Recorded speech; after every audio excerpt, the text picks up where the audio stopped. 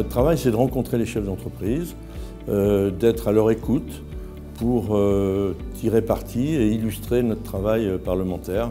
C'est qu'un échange se noue entre les entrepreneurs eux-mêmes qui permet de faire ressortir un certain nombre de sujets communs. Notre plus grande concurrence aujourd'hui, ce sont nos propres clients. Les marchés sont énormes. Notre part de travail dans les marchés, ils mettent tout, ne représente peut-être plus que 1 ou 5% du volume du marché. Donc nos clients finalement, qu'est-ce qu'ils font? C'est qu'ils ramassent tout, ils raflent tout, c'est un peu comme le chalutier qui rafle le fond. Et puis quand il s'est rendu compte qu'il y avait ça et ça à faire, il nous appelle, il nous sous-traite. C'est pour ça qu'on est descendu d'un cran, on s'est appauvri, on ne prend plus le marché, on est en sous-traitance, on est sous la gouttière. Mais non, il y a tout le matos ici, tout ce qu'il faut. Vous êtes mieux équipés qu'un garage. Ça se peut bien, oui. Hein?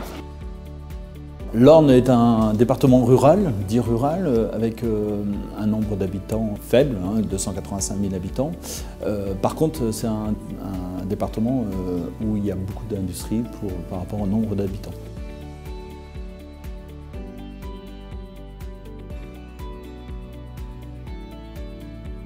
Alors oui, il y en a qui viennent de chez.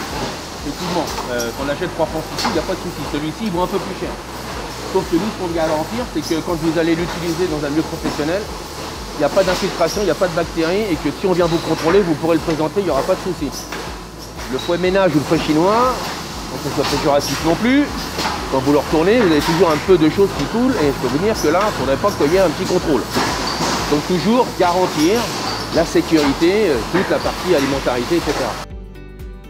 On a vu dans l'une des entreprises des personnes qui ont la capacité d'intervenir sur 3, 4, 5 postes de travail différents. Il y faut de l'agilité, de la formation et donc il y a une certaine exigence aussi, une certaine discipline à laquelle chacun doit s'astreindre pour être à la hauteur.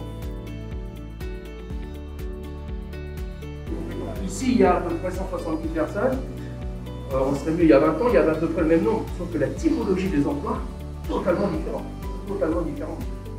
Donc c'est aussi, voilà, on va monter en compétences, on fait des sauts technologiques, on fait des sauts de compétences, mais on n'offre plus ces points d'entrée pour les personnes qui sont très éloignées. Pendant qu'on importe des produits qui sont moins normés, à nos entreprises, on leur impose des normes supplémentaires et qu'on perd de la compétitivité. Donc ça, c'est un premier sujet. Le deuxième, on était tout de suite sur l'impôt de production. Aujourd'hui, on n'a pas commencé à vendre, à produire, qu'on a déjà des impôts sur la production. On n'est pas rentable, on a déjà des impôts. Et le troisième gros sujet, ce sont les charges sociales qui sont relativement importantes et qui viennent doubler le salaire net d'un salarié et qui aujourd'hui posent des problèmes au niveau du coût de la main-d'œuvre et donc des problèmes de compétitivité avec les autres pays extérieurs, notamment les pays de l'Est ou de la Chine.